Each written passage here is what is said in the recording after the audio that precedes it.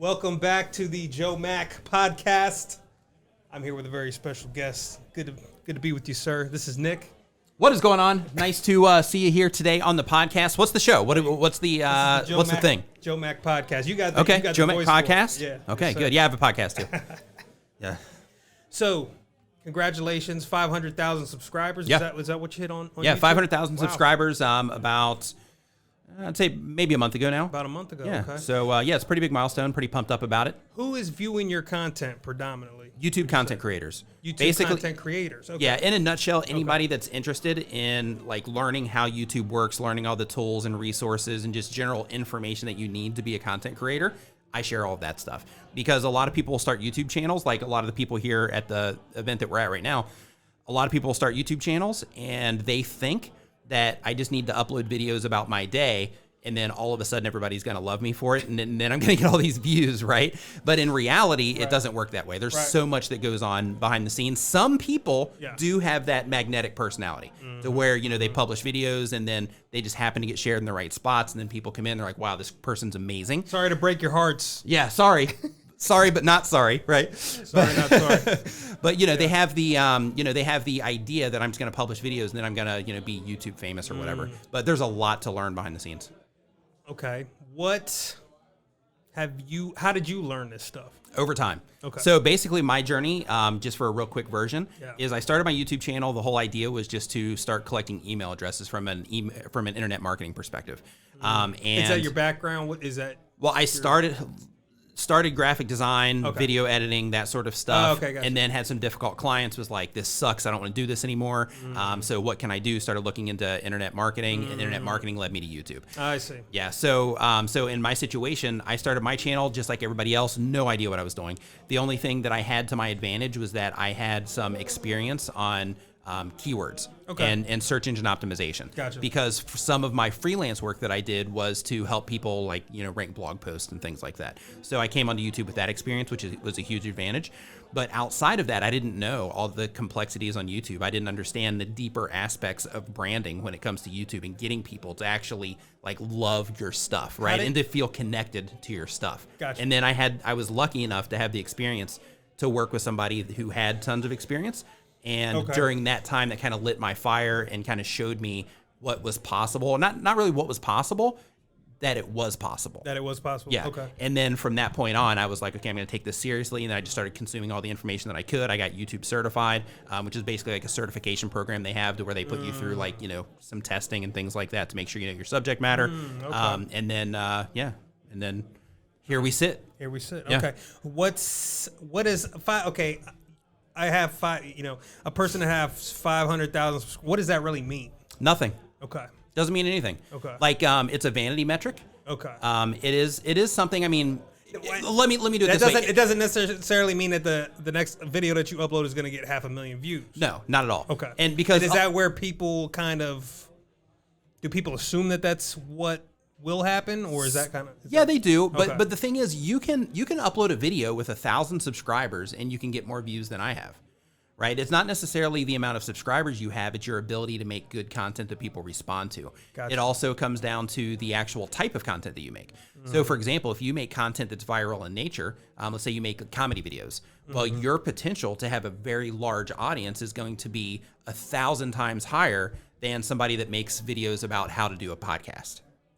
Right? Because how to do a podcast, you're extremely niched down to a certain segment. Absolutely. Whereas a comedy video, my mom can share that with all of her friends. Sure. I can share it with all of my friends. You can share it with all of your friends. Sure.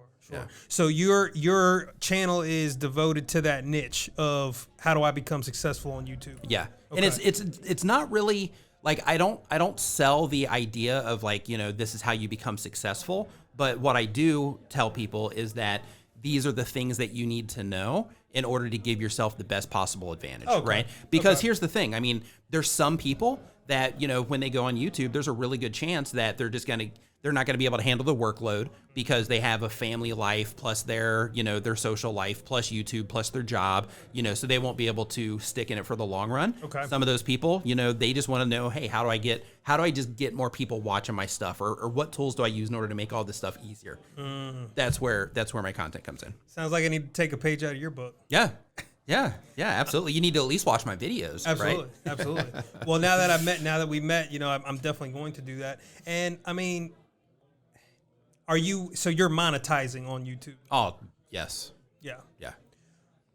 How does that work? I mean, how lucrative is that? I mean, let's put it out there. Sure, How let's put it out lucrative there. is that? I mean, It's extremely lucrative. Okay. Okay, so a lot of people will look at YouTube and they will look at ads, right? Ads can also be extremely lucrative, but you have to be getting crushed in views for them to be extremely lucrative. And by extremely lucrative, I just mean like hundreds of thousands of dollars per year just on ad revenue by itself, right? Most content creators, they never reach that point, right? Outside of ad revenue, you can start making good money really fast. Are you familiar with affiliate marketing? oh yeah. Okay, so affiliate marketing, and just for anybody listening, in case you're not familiar with the terminology, what affiliate marketing is, it's basically where you give a recommendation to a product or service, and if people click on your link that you would put in like your video description or on your website or whatever it happens to be, if they click on that and then they go and they make a purchase, then you get a commission of whatever it is that they purchased. So if you are just starting a YouTube channel, it might take you a year or 2 years before you start crossing the $2,000 or $3,000 or $4,000 milestone in ad revenue. But you can start crossing that within a month or 2 months, depending on the type of content that you make, just in affiliate revenue. I see. Right. So there's that. There's people, they do crowdfunding as well. To where they use a service like Patreon or something like that, to where people can actually donate for additional content. YouTube has its own built-in stuff. Okay. So, for example, if you're a live streamer, once you're monetized, because you have to have 1,000 subscribers now these days, and 4,000 hours of watch time just to get monetized. But once you cross that bridge, though, it becomes easier because one, you get ad revenue, but two, when you live stream, there's also something called super chats.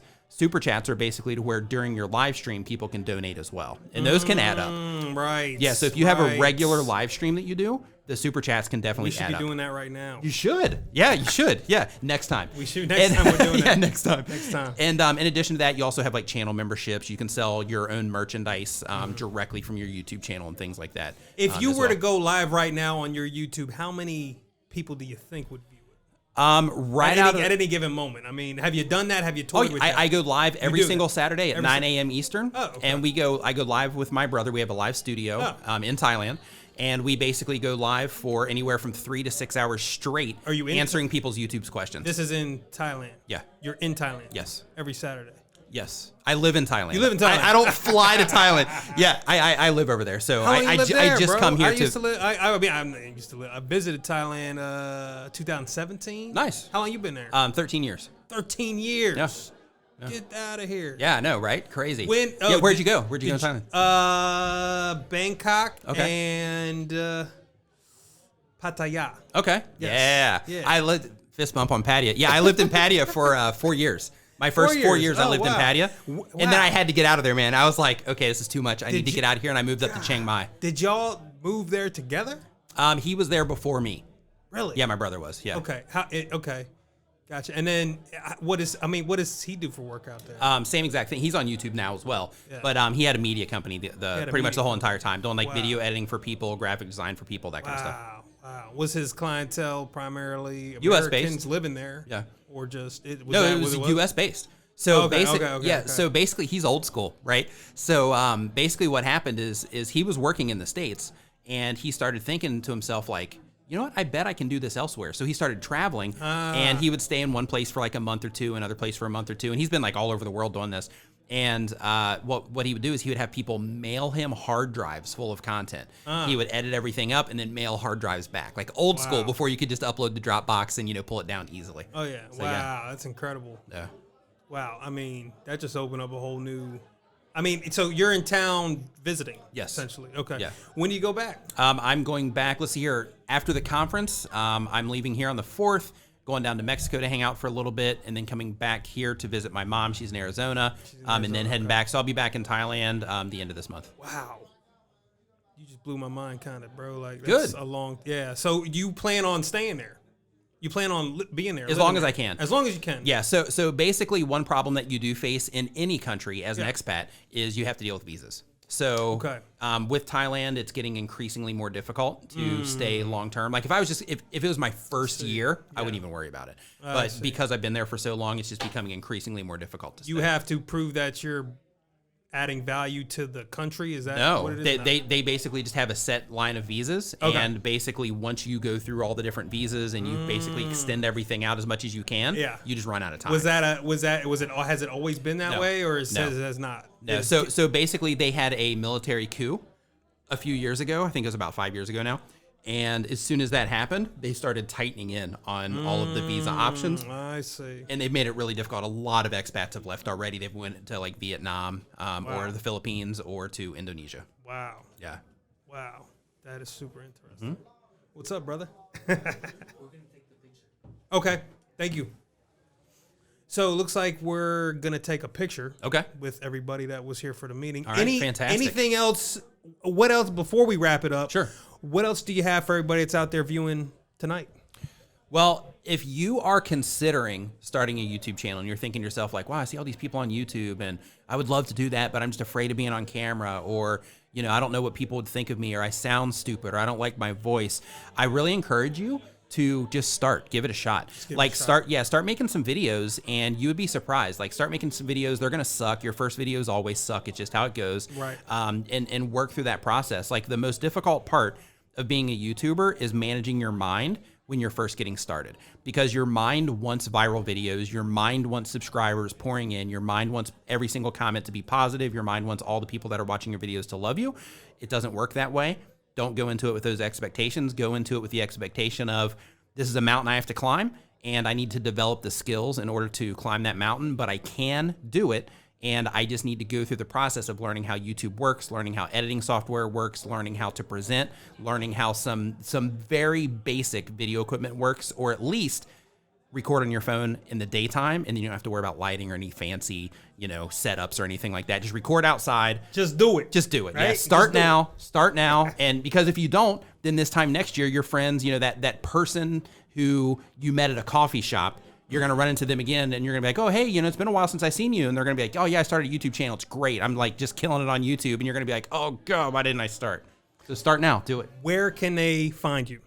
Just go to youtube.com/Nick Nimmin, NICKNIMMIN, and you will find me there, or just Google the name and all roads lead to Rome.